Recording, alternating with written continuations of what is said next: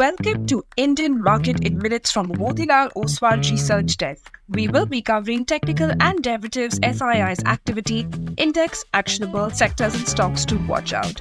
So stay tuned till the end.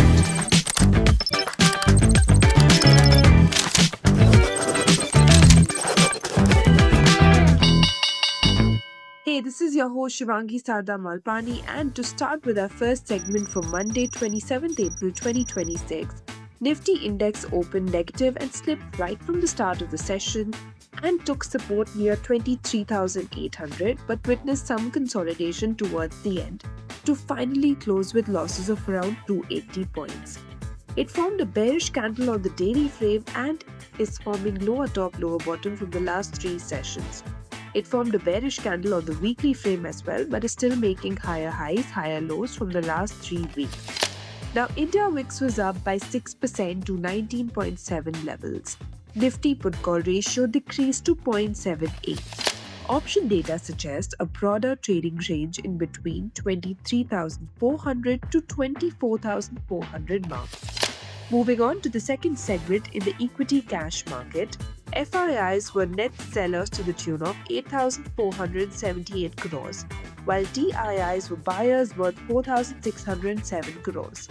FII's index long-short ratio decreased to 19.3%.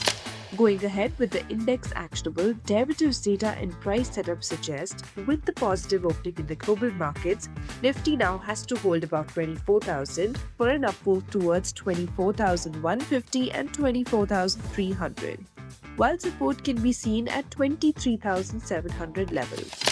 Bank Nifty has to hold above 56,250 for the next up move towards 56,500. While support can be seen at 55,500 levels. And finally, talking about the sectors and stocks to watch out, positive setup can be seen in PNB Housing, HUDCO, RBL Bank, NMDC, Ambuja Cement, Piramal Pharma, PB Fintech, United Spirits and Nestle.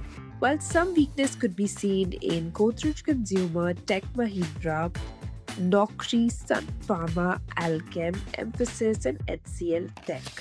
Wish you a super day and a lovely week ahead. Shivangi Sarda Malpani signing off. Follow this podcast for solid advice.